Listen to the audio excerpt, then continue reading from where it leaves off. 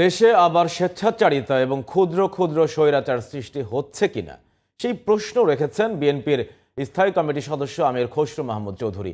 দুপুরে ঢাকা রিপোর্টার্স ইউনিটিতে এক আলোচনায় তিনি অভিযোগ করেন, গণতন্ত্র ফিরিয়ে আনার পরিবর্তে অগণতান্ত্রিক প্রক্রিয়া দীর্ঘায়িত করা হচ্ছে।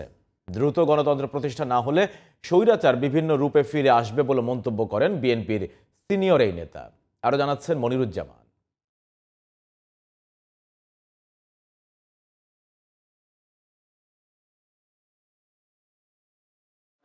সোমবার দুপুরে রাজধানীর সেগুনবাগিচায় ঢাকা রিপোর্টার্স ইউনিটিতে আলোচনা সভা করে গণতান্ত্রিক বাম ঐক্য। ফ্যাসিবাদের চির অবসান ও গণতান্ত্রিক রাষ্ট্র প্রতিষ্ঠায় রাজনৈতিক দলের করণীয় নিয়ে এই আলোচনায় প্রধান অতিথি ছিলেন বিএনপির স্থায়ী কমিটির সদস্য আমির খসরু মাহমুদ চৌধুরী। তিনি বলেন, শেখ হাসিনার মতোই নির্ধারিত ছকে দেশ পরিচালনা করছে অন্তর্বর্তী সরকার। আমরা কি এখানে স্বেচ্ছাচারিতার কোনো গন্ধ খুঁজে পাচ্ছি?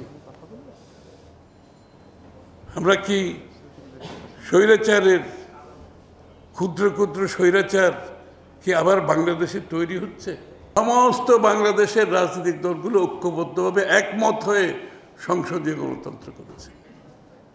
আমরা কি সংসদীয় গণতন্ত্রের স্পিরিটের বাইরে গিয়ে আরেকটি গোষ্ঠী সৃষ্টি করতে চাচ্ছি, যেই গোষ্ঠী একটি নির্বাচিত সরকার সংসদের উপরে একটি পলিট ব্যুরো টাইপ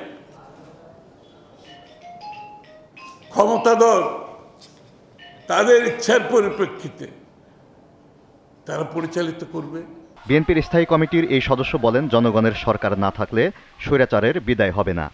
বাংলাদেশের জনগণ তাদের নির্বাচিত সরকার, নির্বাচিত সংসদ এর মাধ্যমে দেশ পরিচালনায় জনগণের অংশগ্রহণ সমর্থন পরিপূর্ণভাবে পাবে, ততক্ষণ স্বৈরাচার বিদায় হবে না। ততক্ষণ স্বৈরাচার বিভিন্ন রূপে আসবে।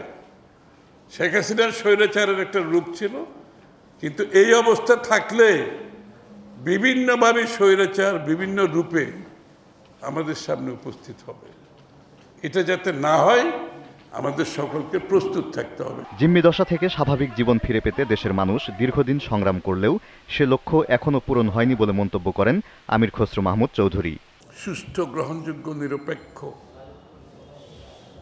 নির্বাচনের মাধ্যমে যে কাজটি খুব সহজভাবে জনগণের মালিকানা ফিরিয়ে দেওয়ার কথা ছিল, আমরা সেটাকে দীর্ঘায়িত করছি, বিলম্বিত করছি।